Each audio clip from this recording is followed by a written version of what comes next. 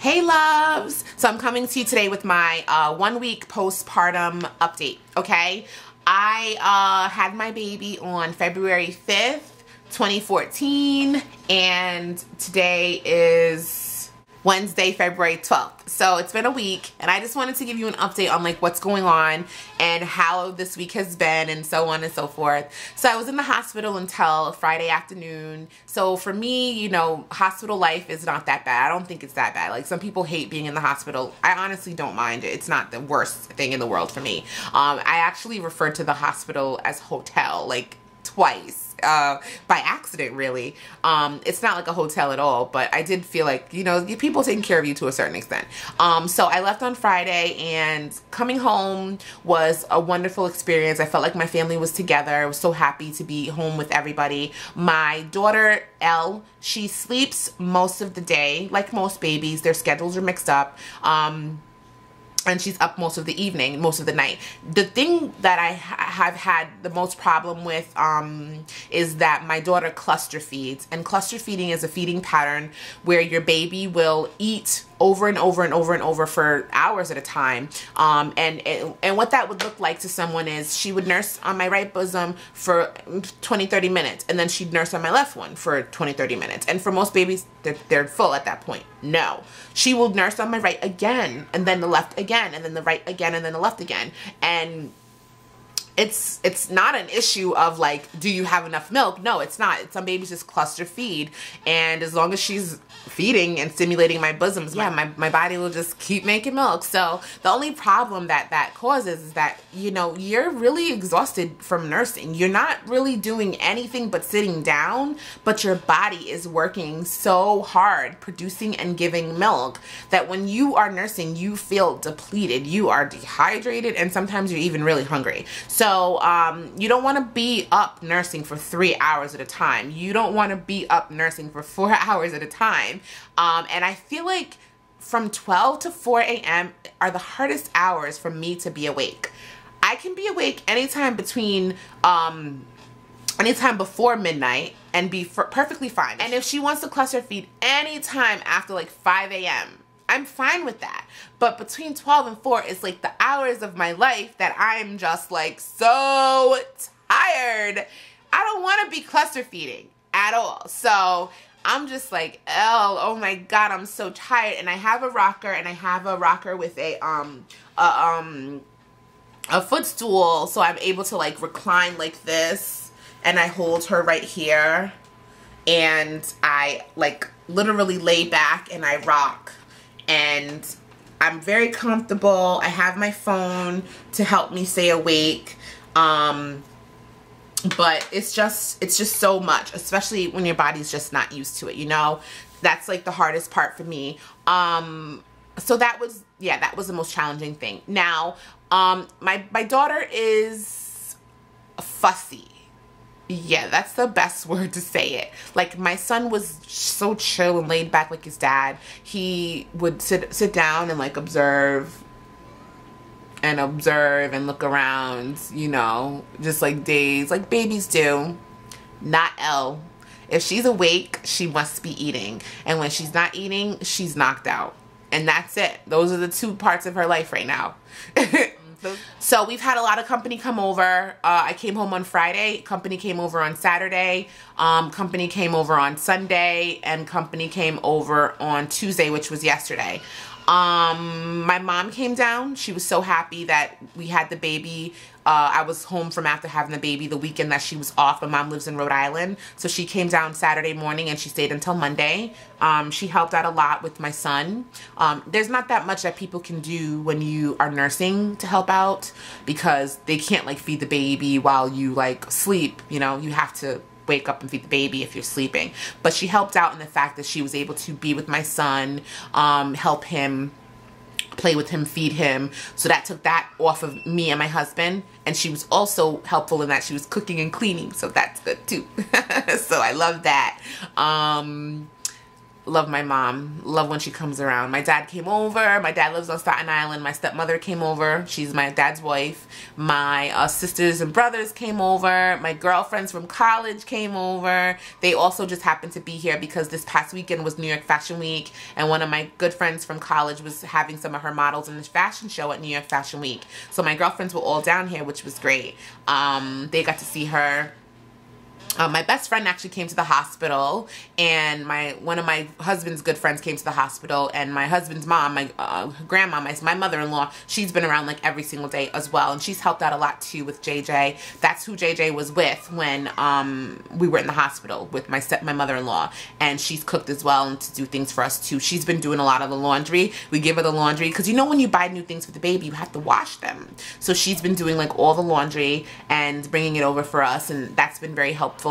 Right? All right. Now, let me talk about my relationship with my husband during this time.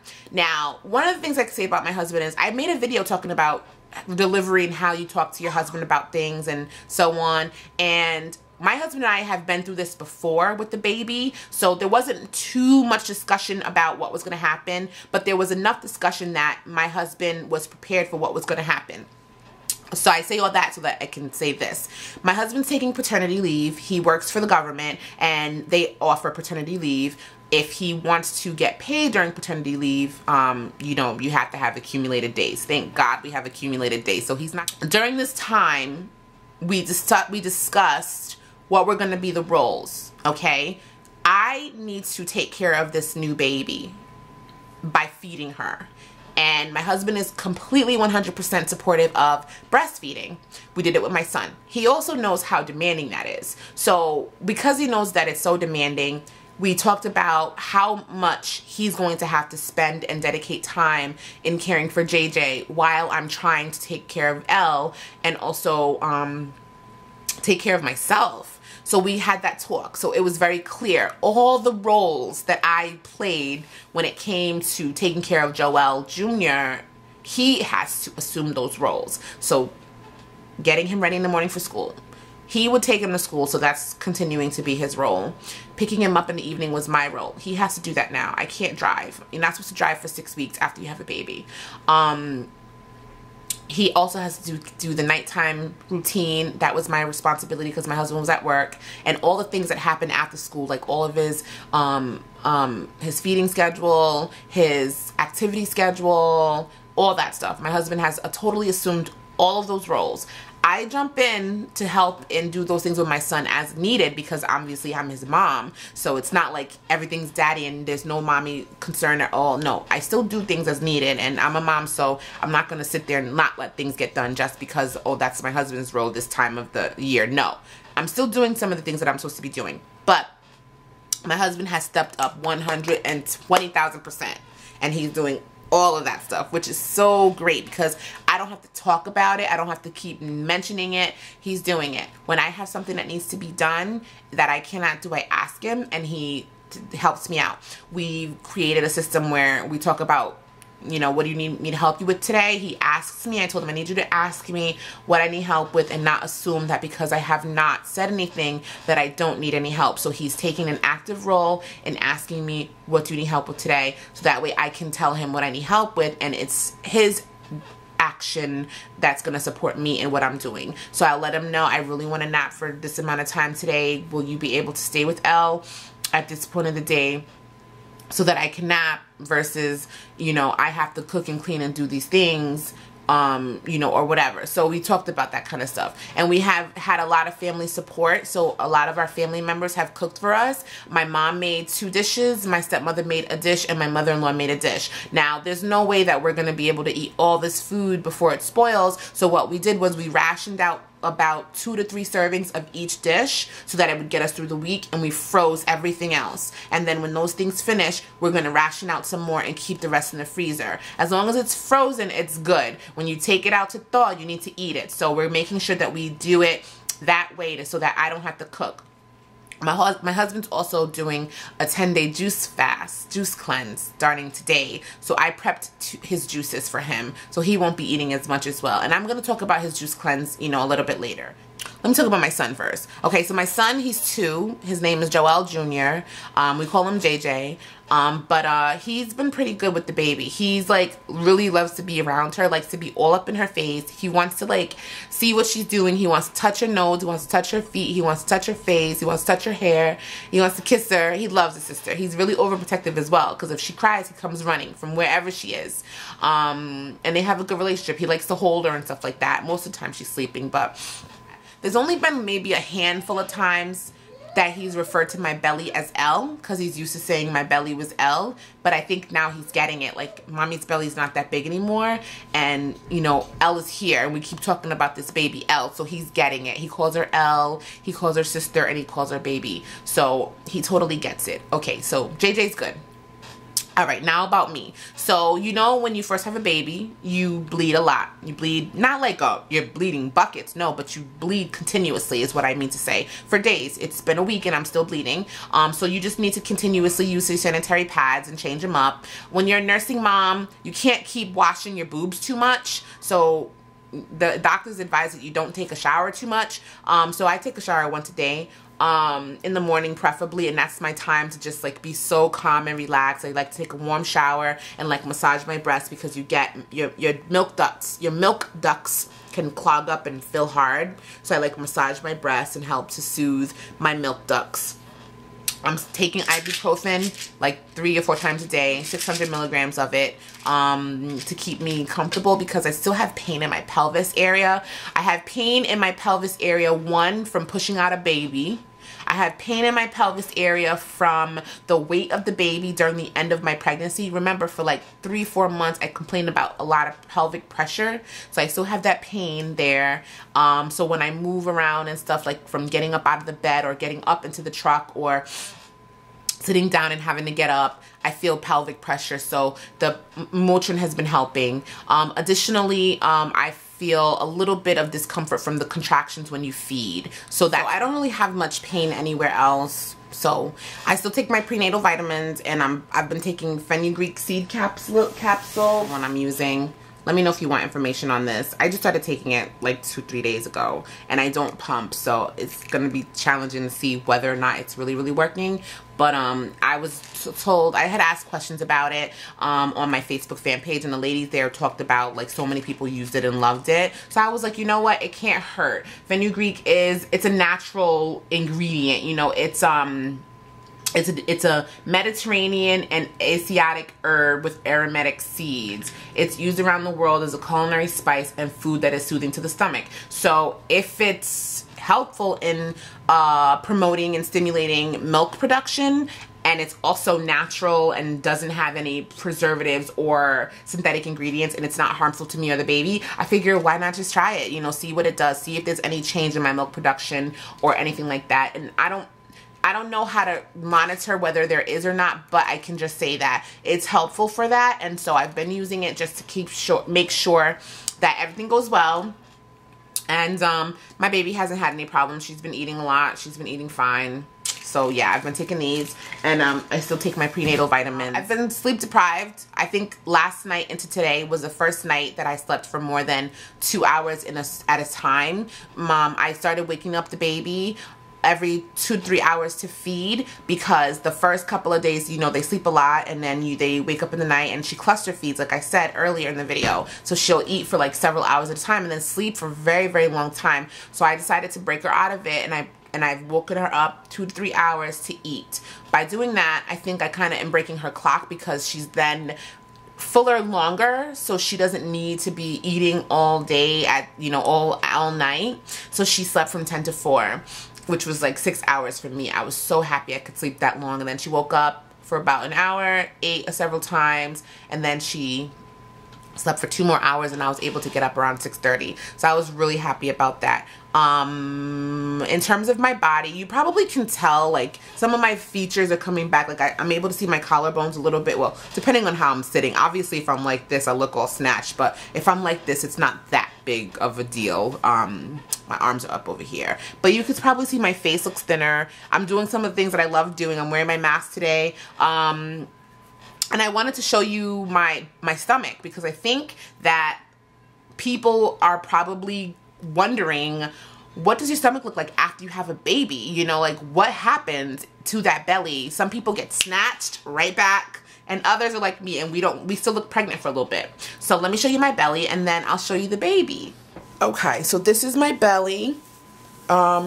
You can see that it still has like the pregnancy look to it, but it doesn't look like as big. I probably look maybe 4 months pregnant instead of about to pop.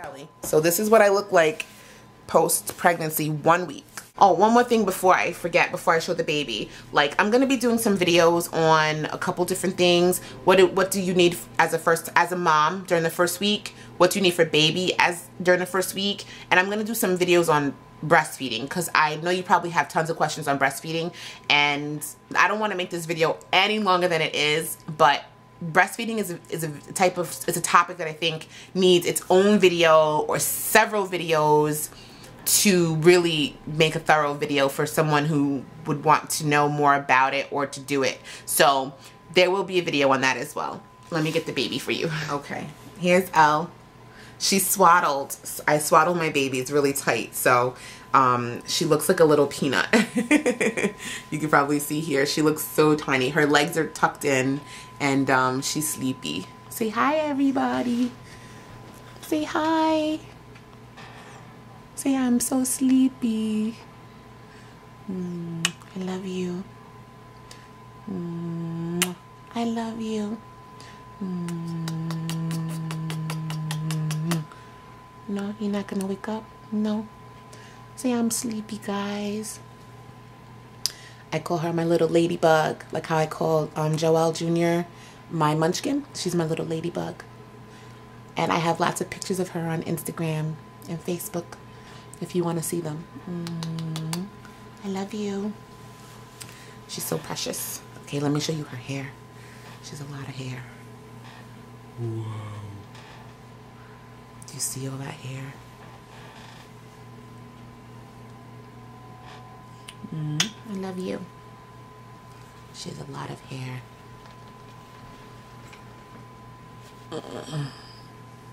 She has some hang time. And it's really curly. So yay, that's the baby. That's my mama, my ladybug. Okay, you gonna say bye-bye? No. No, I'm trying to see if she'll wake up because I gotta feed her anyway. No, you're not gonna wake up for us. I love you. So that's my little ladybug. All right, say bye-bye.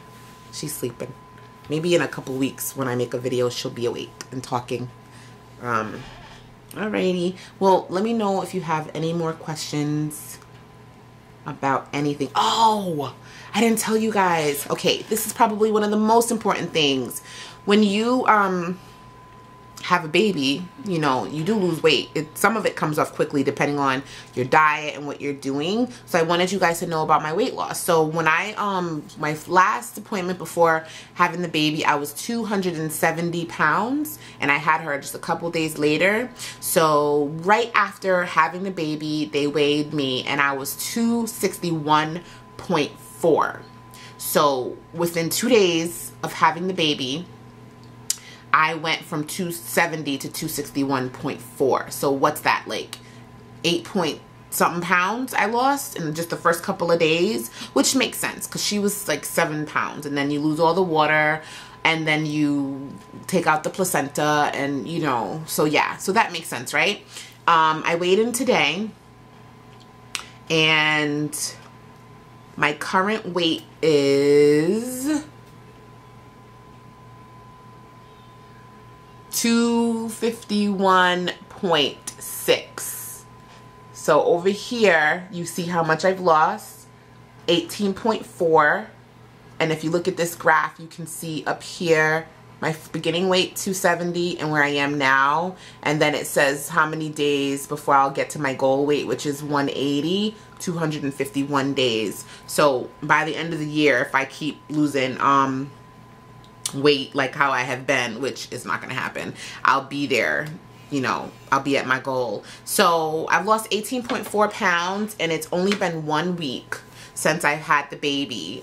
So the weight comes off pretty well if you just like, you know, eat well. I mean, I'm not gonna say I'm so happy about that because I know it was gonna happen. It happened with my son. But when I get to like let's say the 2 teens, like 213, 14, I'll probably will then have to really start working on getting the weight off myself, because right now it's just a combination of everything's coming out of my body. My body's losing some of the water that it's retained during my pregnancies. My vessels, my blood vessels are constricting now because everything swells up, and my regular diet is just not enough nourishment to keep up with a 270 pound person. So I'm losing the weight.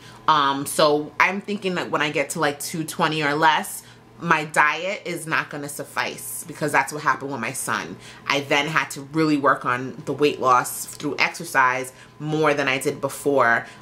So yeah, I'm looking forward to like going to my 6-week appointment soon. Well, that will be in March, and I'm going to start working out soon when the weather gets a little bit better. We've been having a lot of snow, but I do want to, once the pelvic pain goes away, maybe in a week or two, want to start hitting up the gym and just do some light walking. Nothing major, just some light walking. Alrighty, so that's it. Sorry that it was so long, but this is my first week update and I had a lot of things to share with you all. Alright, bye loves. Definitely check me out on Facebook and Instagram if you want to see more pictures of us. Everything is there. And like this video and subscribe to my channel. Oh, hi. Hi. I love you for watching. Bye.